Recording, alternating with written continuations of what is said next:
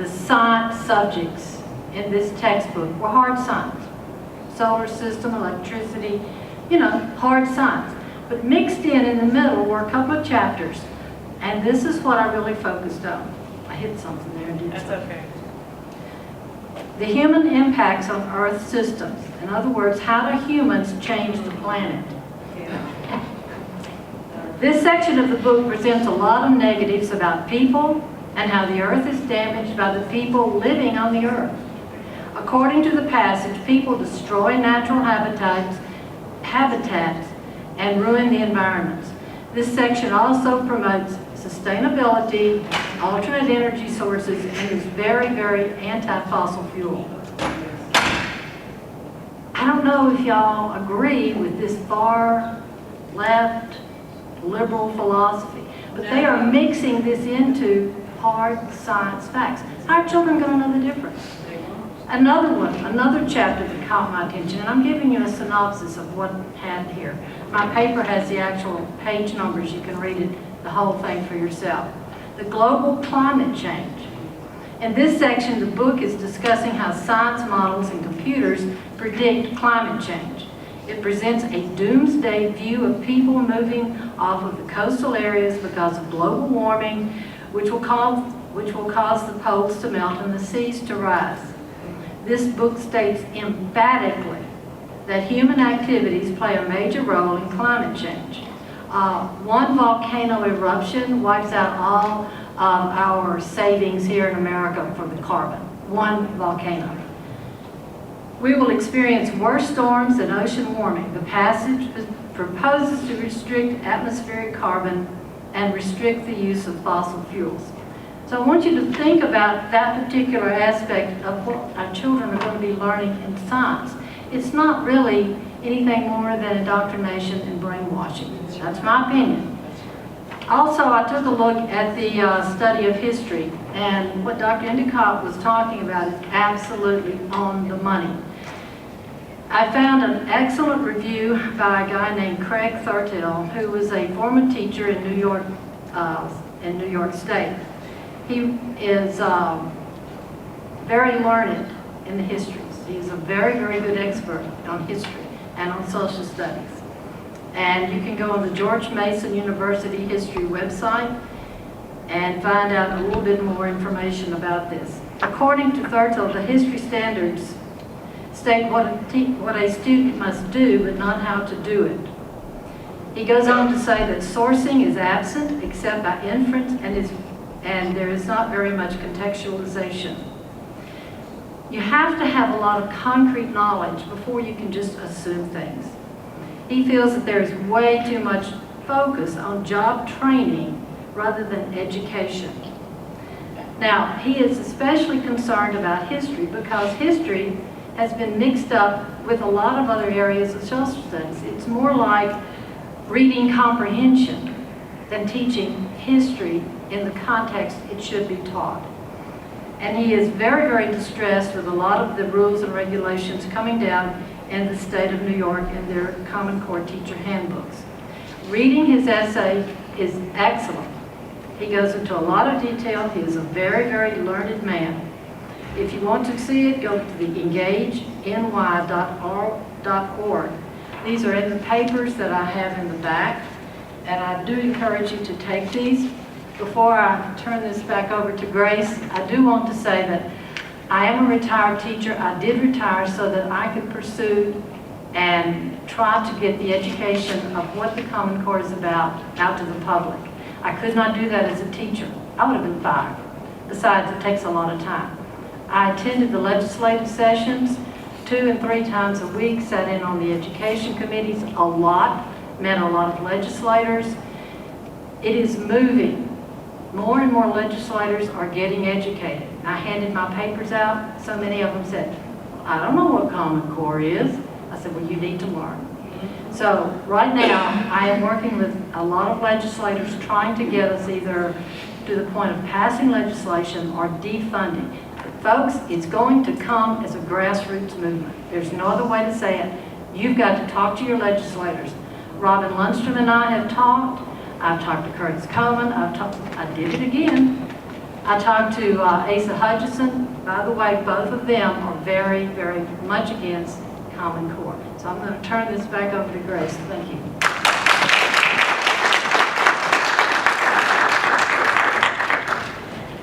The problem I have with Common Core, I mean, if it was just standards, I can homeschool my child, I can do different things to teach my child.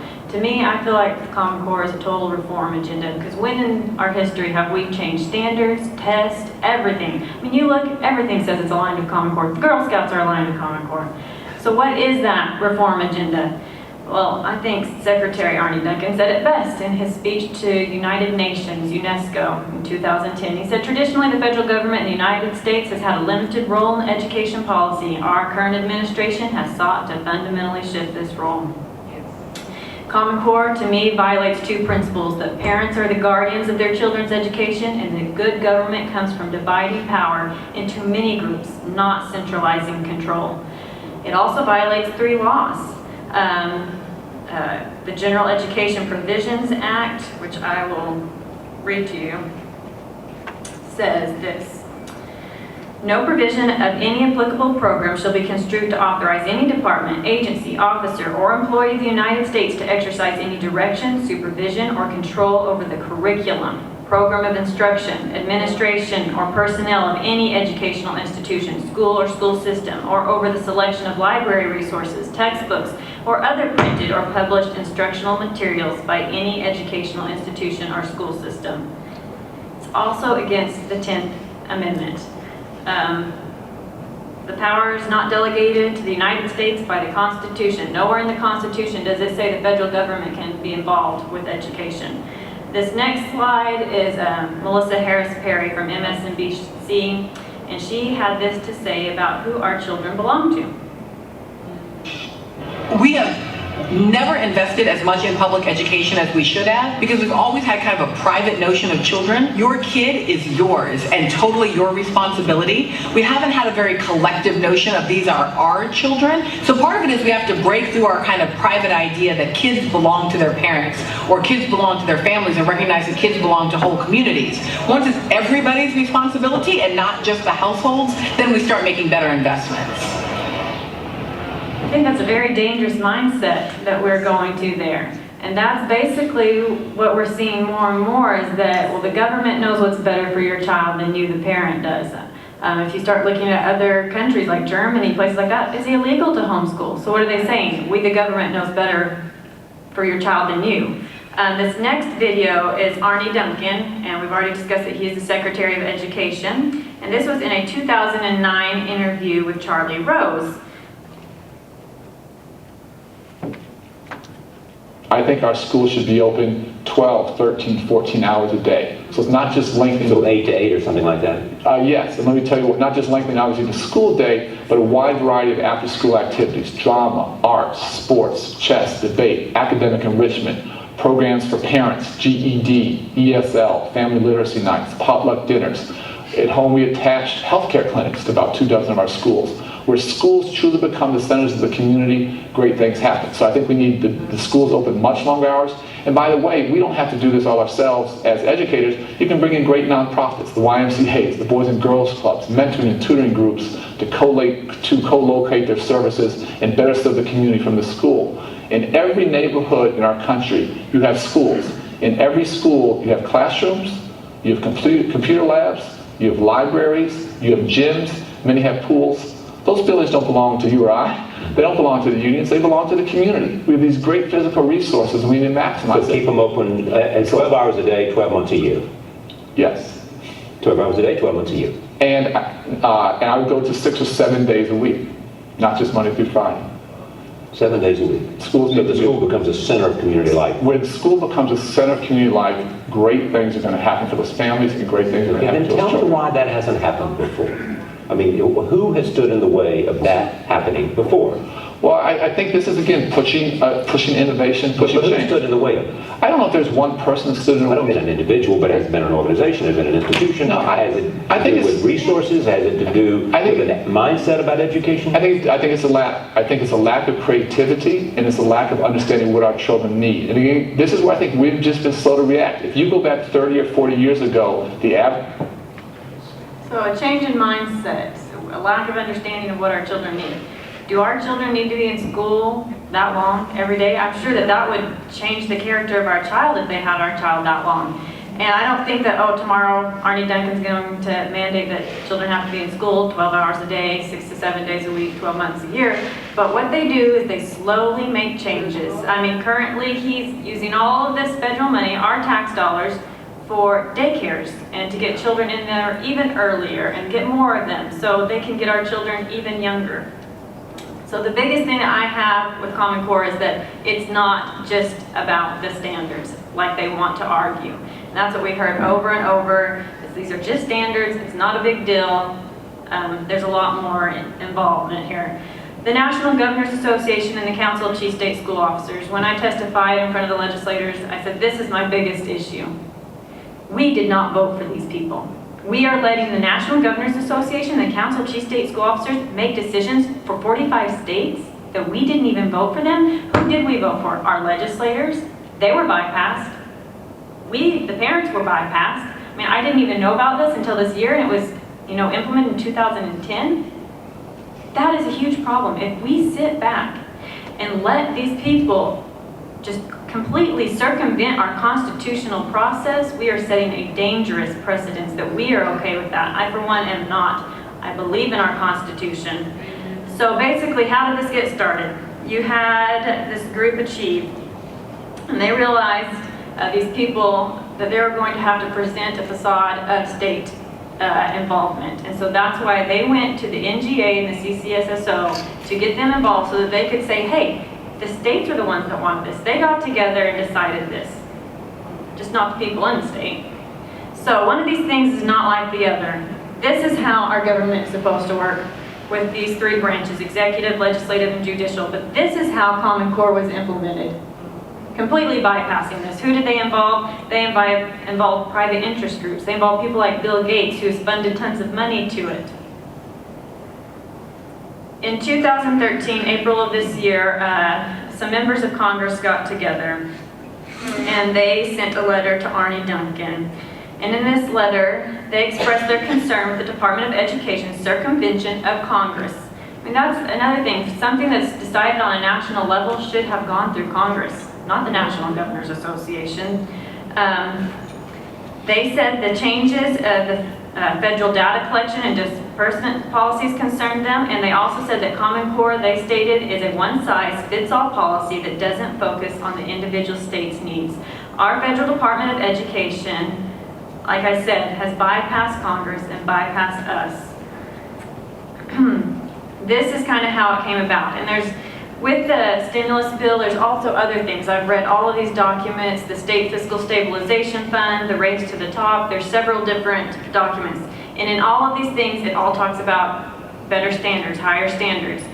So in 2009, we know that's when the Race to the Top came out. It came out in November when our legislators weren't in session. So you had the governor and the State Board of Education that made this decision for our state. And they said, hey, money, we'll take money. How bad can common standards be, right? They were also offered, like you said, waivers from No Child Left Behind.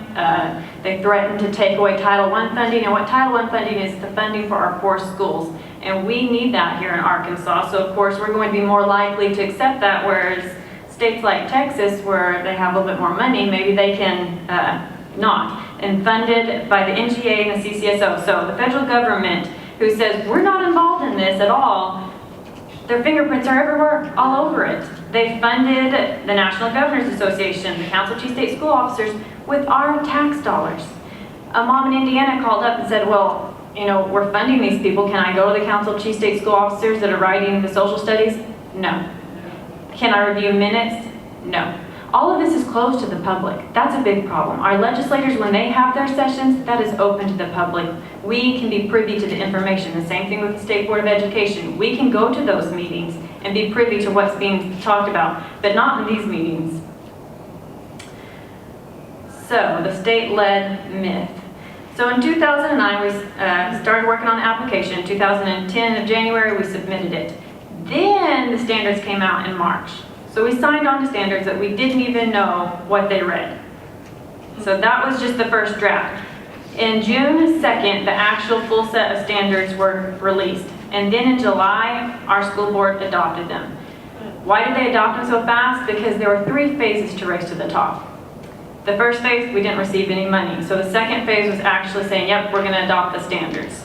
We didn't receive any money from that, and we didn't even apply for the third phase.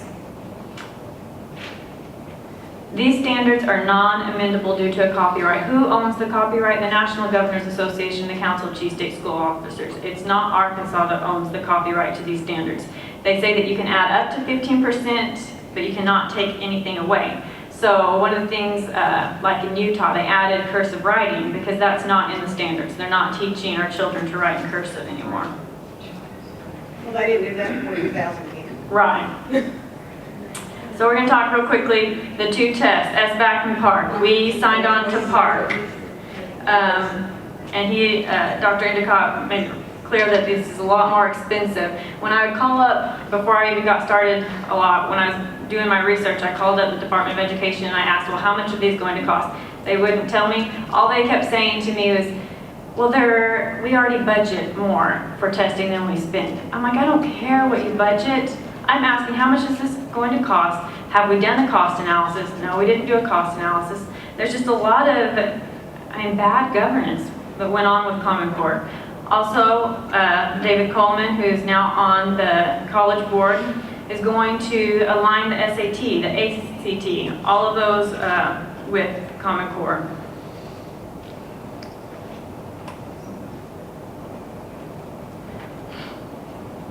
This is a big one, the state longitudinal data system.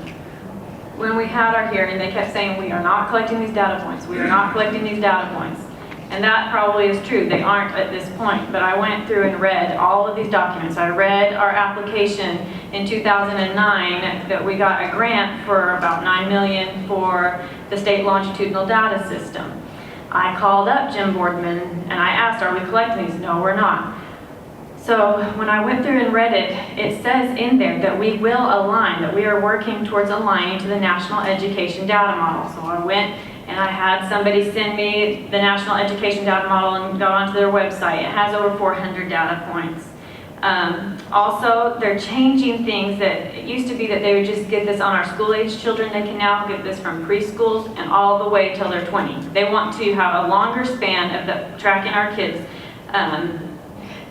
And like he mentioned earlier, those 400 data points, some of them are also your religious affiliation, your voting, how your family votes, political affiliations, hobbies. Their guns in the house. Yeah, health information, all kinds of stuff. You would be shocked about these over 400 data points.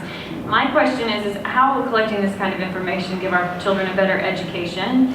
And as we've seen with the NSA and the IRS and how they target specific groups, I think this really opens the door for discrimination. And how can they possibly keep this private?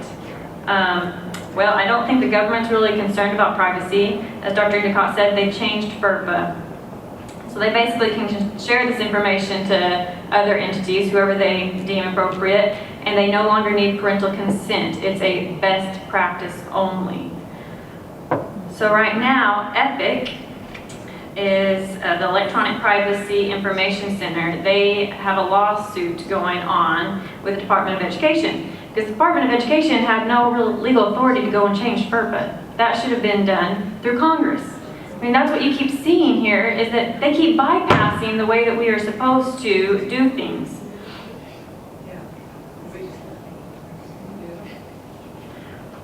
Another thing that kept coming out is there is no, curriculum. You can still teach whatever you want. And that's one of the things when I called the principal when I was first starting to research this, I said, the State Department of Education says that y'all are the ones that choose the curriculum, so can we just use a different curriculum? This isn't working for my child, and I know lots of other parents that don't like the way the math's being taught. So can we go with something that's not aligned with Common Core like Saxon homeschool math? He laughed at me. He said, Mrs. Lewis, if you have to take a test on the phone book, and it's going to be letters D through K, are you going to study letters A, B, and C? I said, no, sir. And he said, well, that's exactly how tests drive curriculum. So if we're going to have to test our kids on the lattice method and all these different methods to do math, that's how we're going to teach it. And that's how your child has to answer the question. This is Bill Gates talking about this very subject. In terms of standards, the state-led Common Core State Standards Initiative is developing clear, rigorous standards that will match the best in the world. Last month, 46 governors and chief state school officers made a public commitment to embrace those standards.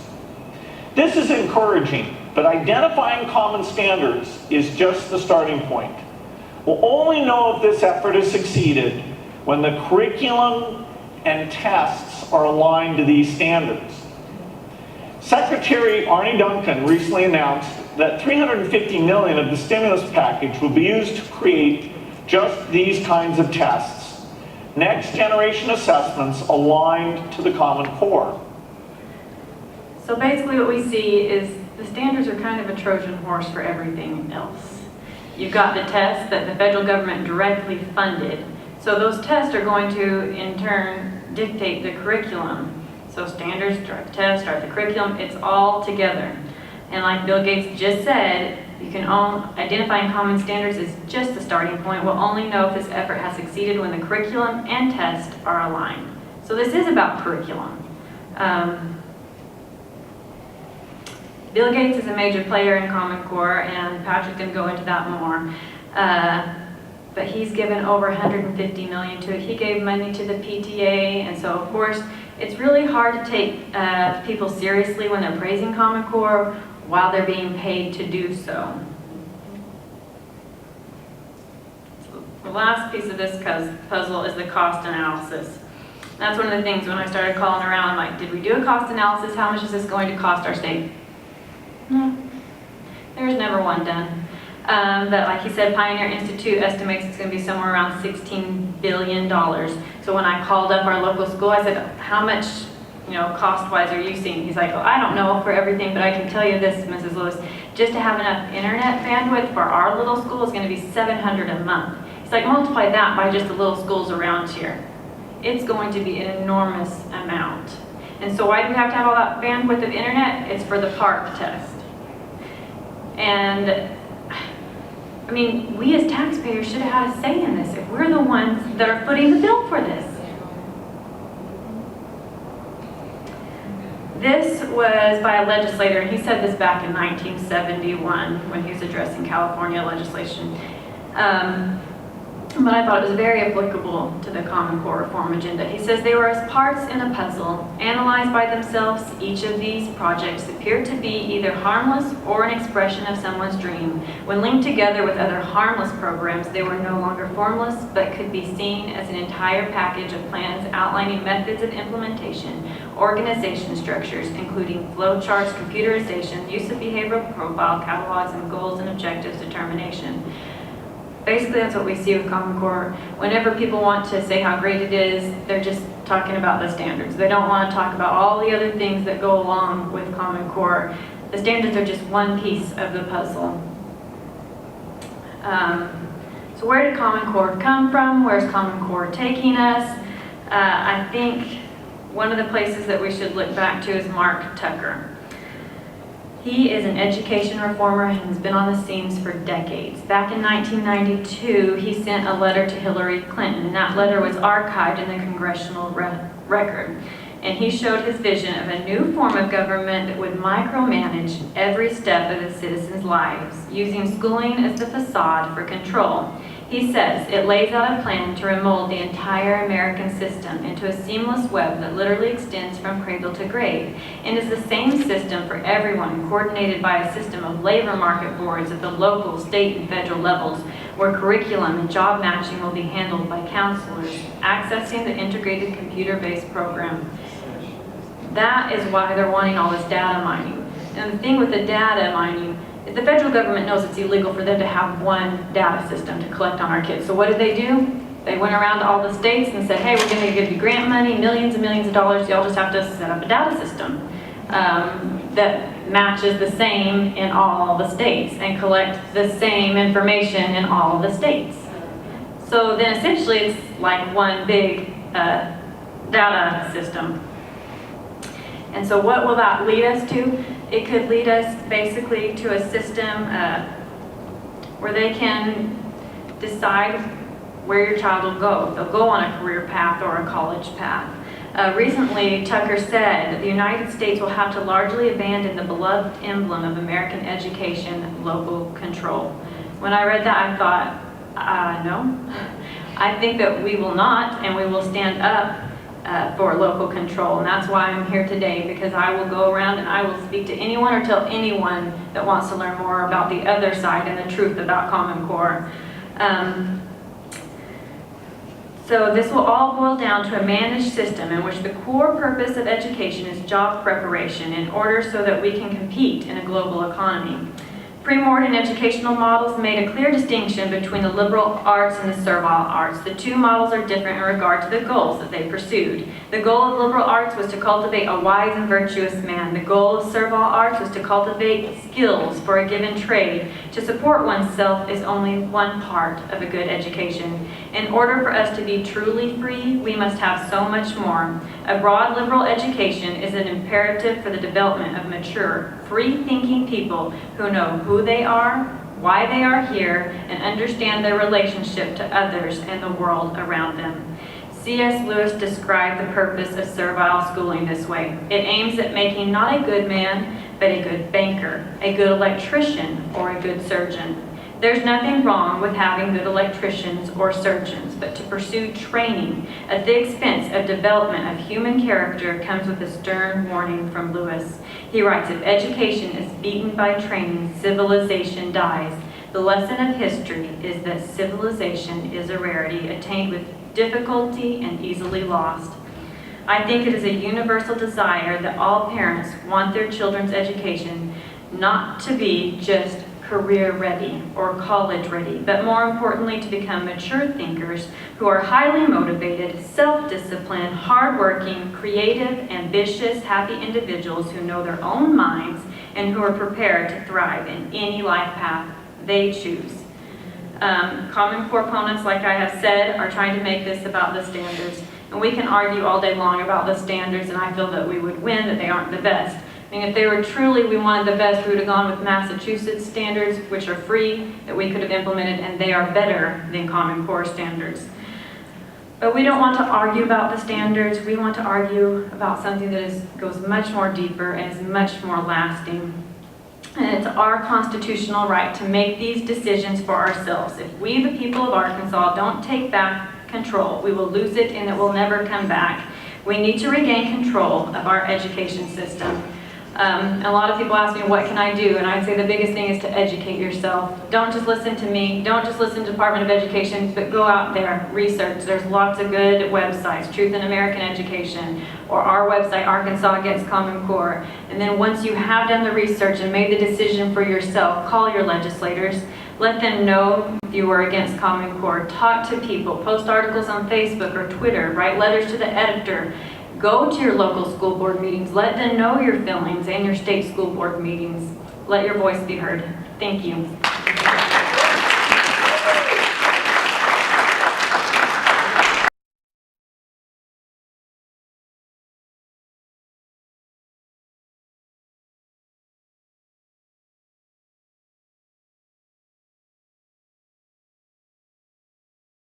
He represented the United States at the worldwide competition of Microsoft Office, and he has represented his school as well as Arkansas at 2 FBLA National Leadership Conferences.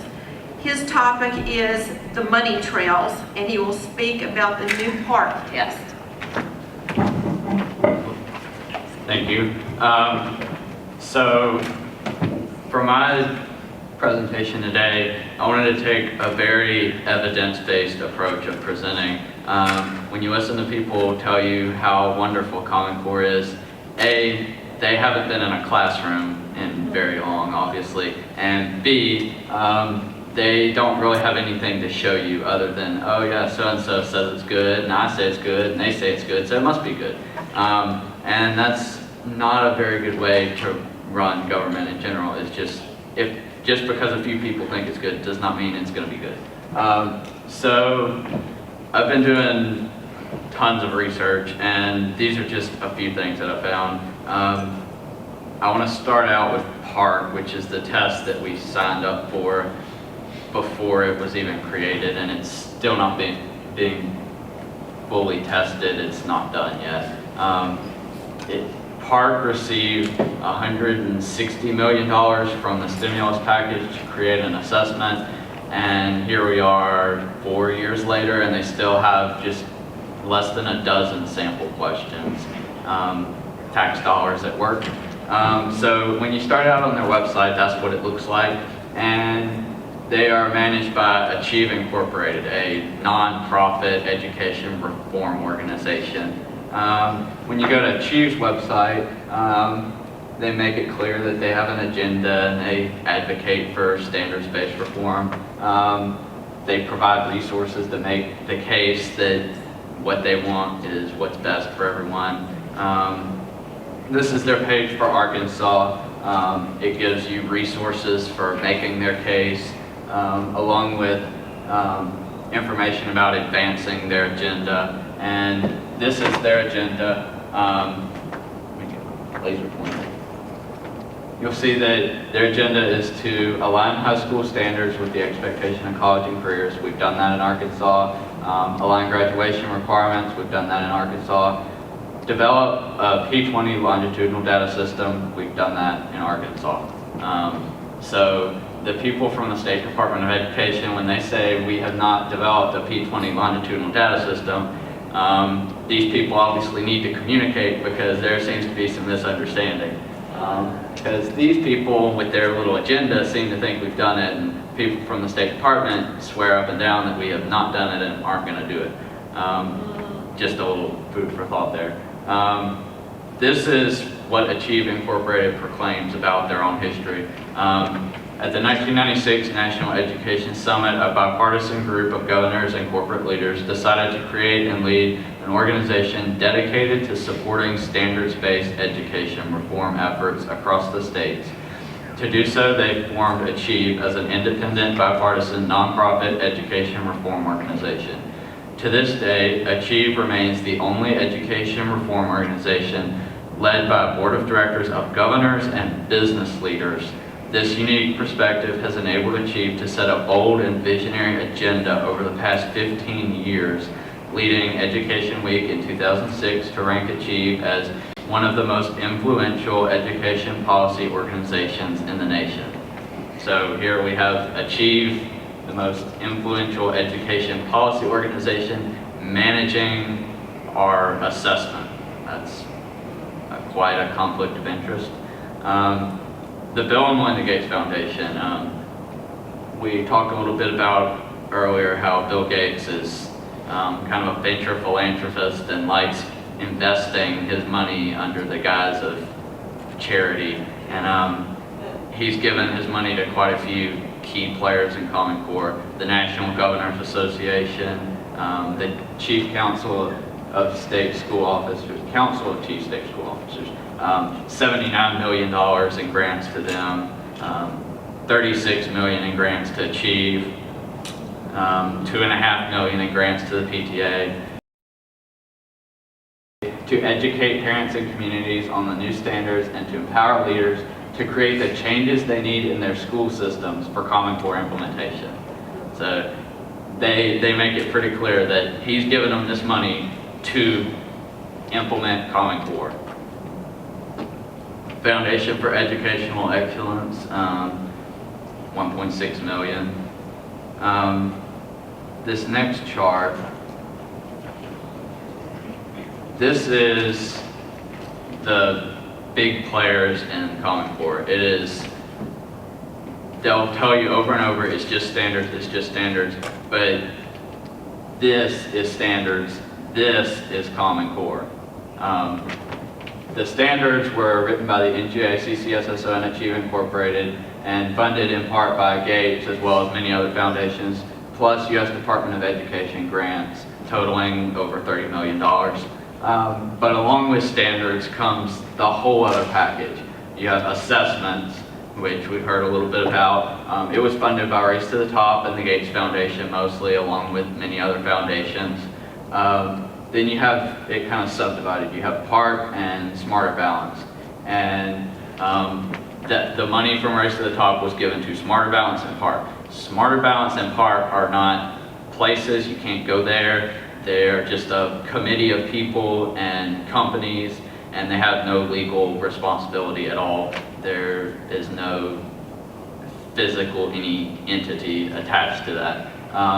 So PARCC subcontracted out with Achieve to manage their money and affairs, and Pearson and ETS to create the assessment. Then Smarter Balance contracted out Pearson, ETS, Measure Progress, and WestEd to create their assessment.